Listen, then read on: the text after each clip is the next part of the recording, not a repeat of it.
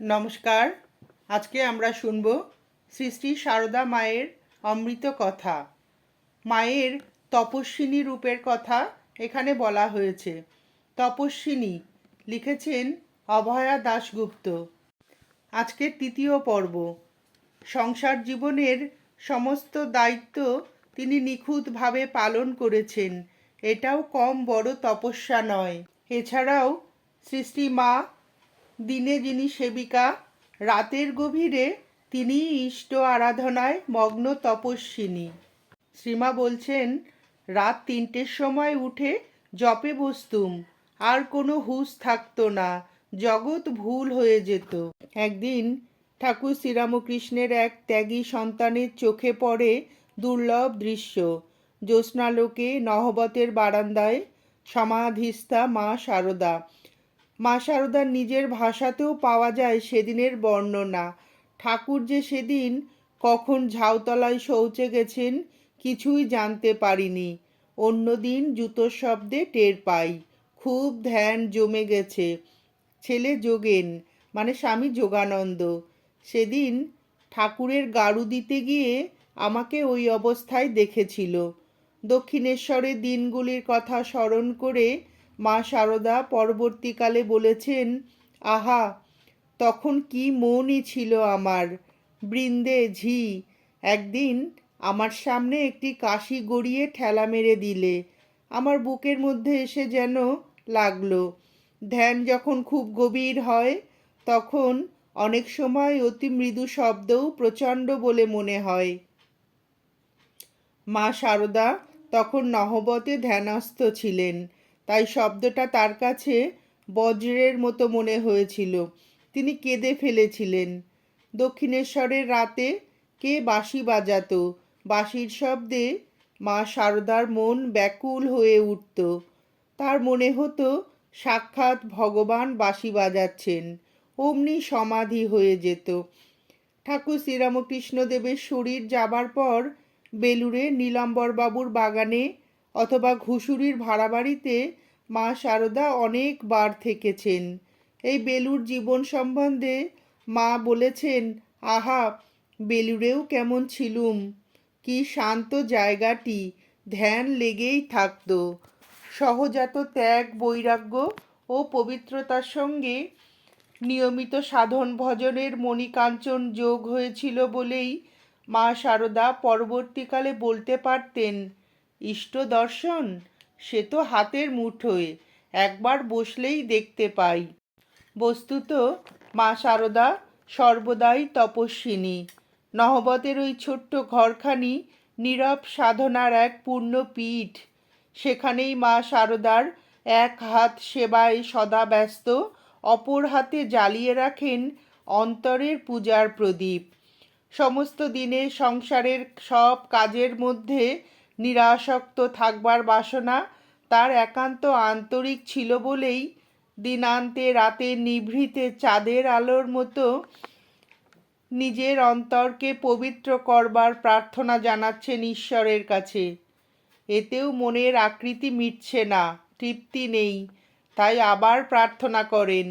চাঁদেরও কলঙ্ক আছে, কিন্তু তার পবিত্র নির্মল মনে যেন কোনো দাগ স্পর্শ না করে।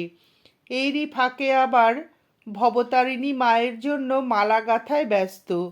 একদিন মা সারদার গাঁথা জুঁই আর রঙ্গন ফুলের 7 লহরের মালা গড়ে দেবী ভবতারিণীকে সাজাতে গিয়ে সমস্ত গহনা খুলে রাখতে হয়। সন্ধ্যাবেলা শুধু ফুলের মালায় শোভিত ভবতারিণীর মূর্তি দেখে ঠাকুর শ্রীরামকৃষ্ণদেব মুগ্ধ হন।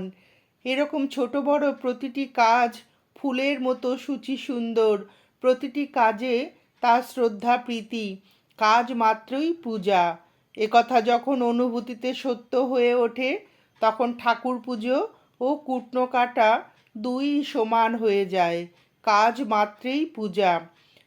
মা সারদা তা ঘটনায় পরিণত করেছেন। ছোট বড় সব কাজকে মা সারদা পূজায় পরিণত করেছেন। এই পূজাই মায়ের সাধনা। মা সারদার তপস্যা এখানেই অভিনব, আর অভিনব আত্মগোপনের ক্ষমতা।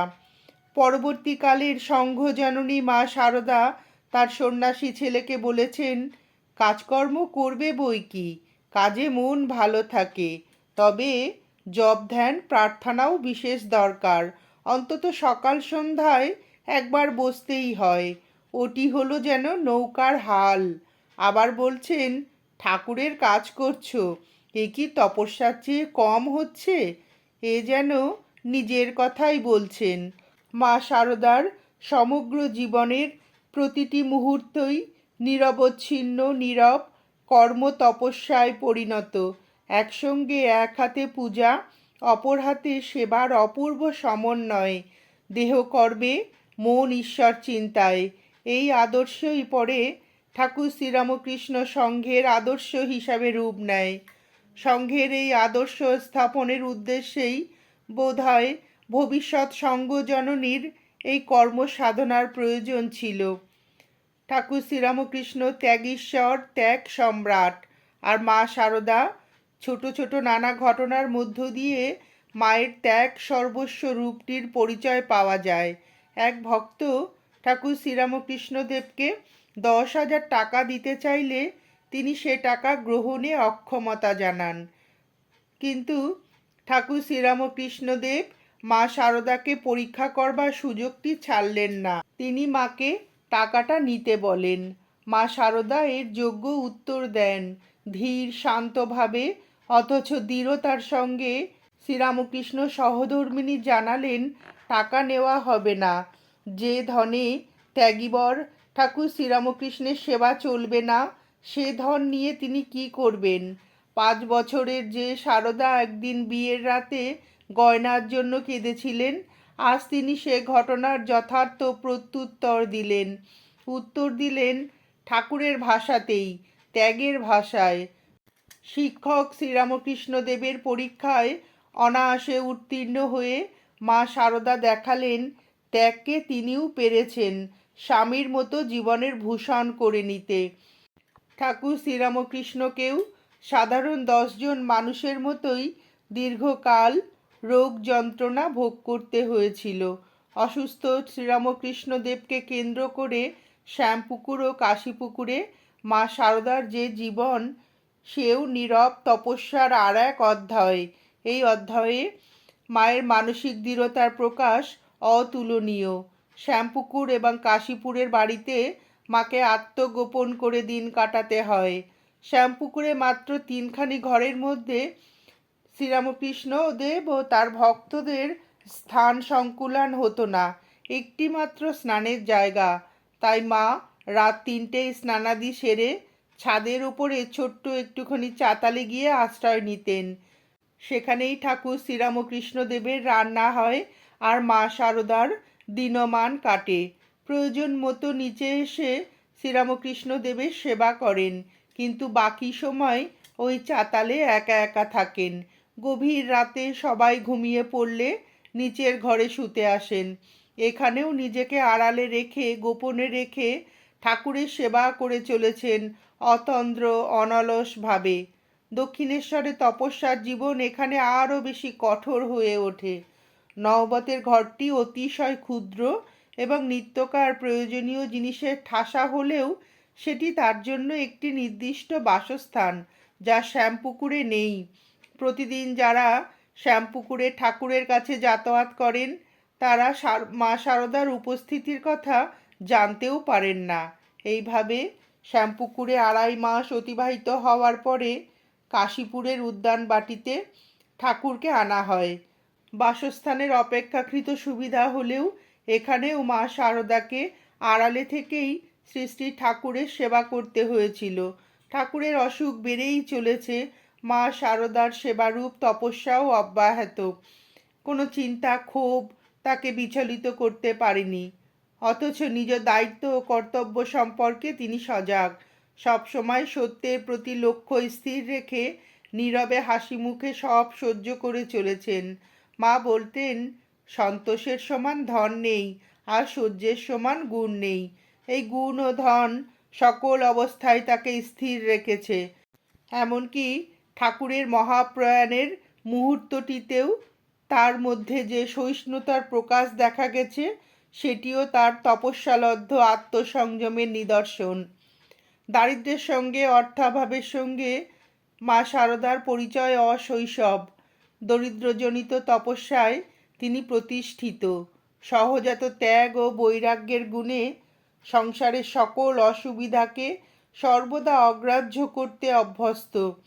রানী রাসমণির তহবিল থেকে মায়ের জন্য প্রতি মাসে 7 টাকা করে আসে। ঠাকুরের তিরোধানের পরে যখন সে টাকা আসা বন্ধ হয়ে যায়, মা তখন পরম নির্বিকার চিত্তে বলতে পারলেন, বন্ধ করেছে করুক, এমন ঠাকুরই চলে গেছেন, টাকা নিয়ে আমি আর কি করব। চিরজীবনের যে সম্পদকে তিনি অন্তরে সঞ্চিত করেছেন আপন তপস্যা বলে, বাইরের কোনো আঘাতেই তা ক্ষয় হওয়ার নয়। মা শারদা কামারপুকুরে ফিরে এলেন। এবার তপস্যার আর এক অধ্যায় শুরু হলো। তপস্বিনী মায়ের সামনে এখন অনাহার বা অর্ধাহার বাস্তব সত্য, তার ওপর নিঃসঙ্গতা। মা কিন্তু অবিচল, আগের মতোই নীরব। তার এই তপস্যার কথা কারুর গোচরে আসেনি। পরবর্তীকালে স্বামী শারদানন্দ বলতেন, আমাদের এই ধারণাই তখন ছিল না যে মায়ের নুনটুকুও জোটে না।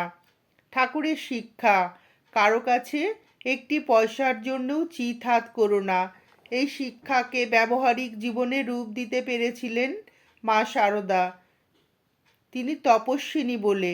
উপদেশ তো প্রচুর আছে, কিন্তু সেগুলিকে ব্যবহারিক জীবনে প্রয়োগ করতে পারাকেই বলে তপস্যা। মা শারদার জীবনের প্রতিটি কাজ, কথা, ব্যবহারের মধ্যে দেখি ত্যাগ, সেবা, প্রেম, নিরভিমানতার প্রকাশ। এক কথায় তার তপস্বিনী রূপ। একাধারে তার স্বামী, গুরু, ইষ্ট রামকৃষ্ণকে কেন্দ্র করে তার সকল তপস্যা। গভীর সতর্ক অনুধ্যান ছাড়া এই তপস্যার অসাধারণত্ব সাধারণের চোখে প্রতিভাত হয় না। ঠাকুর শ্রীরামকৃষ্ণের অবর্তমানে কামারপুকুরের এই 1 বছরের জীবন তার কঠোরতম পরীক্ষা। কত শক্তি থাকলে মানুষ এই অবস্থায় নীরব, শান্ত ও স্থির থাকতে পারে। মা শারদা দেবী যেন স্বয়ং ধরিত্রী, তাই তার এই সহনশীলতা। কামারপুকুরে 1 বছর থাকার পর মায়ের মা তাকে জয়রামবাটি নিয়ে যান। মা শারদার বাকি জীবনে তাকে সংসারের নানা ঝামেলা ঝঞ্ঝাটের মধ্যে বাস করতে হয়েছে। কখনো থেকেছেন কলকাতায়, কখনো জয়রামবাটিতে। যখন কলকাতায় থেকেছেন তখন তার আশেপাশে যেসব সেবিকা বা সঙ্গিনী বয়স্ক মহিলা থাকতেন তাদের কেউ কেউ ছিলেন উগ্র স্বভাবা। জয়রামবাটিতে ভাইদের সংসারে পরস্পরের মধ্যে অশান্তি লেগেই ছিল।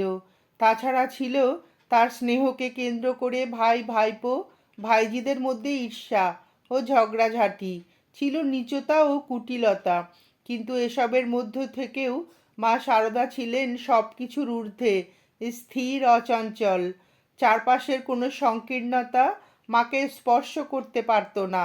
তার অসাধারণ সহিষ্ণুতার গুণে তিনি পারিপার্শ্বিক বিরুদ্ধ অবস্থার মধ্যেও সকলকে নিয়ে সুন্দরভাবে মানিয়ে চলতেন। তার এই সহ্য গুণের কথা মনে করে পরবর্তীকালে স্বামী শারদানন্দ বলেছিলেন, আমাদের তো দেখছো, পান থেকে চুন খসলেই আমরা চোটে আগুন, কিন্তু মাকে দেখো, তার ভাইয়েরা কী কাণ্ডই করছেন, অথচ তিনি যেমন তেমনটিই আছেন, ধীর স্থির। নমস্কার, আজ এ পর্যন্তই। শ্রী শ্রী মায়ের অমৃত কথা শুনে আপনাদের যদি ভিডিওটি ভালো লেগে থাকে তাহলে একটি লাইক করবেন এবং চ্যানেলটিকে সাবস্ক্রাইব করে পাশে থাকবেন।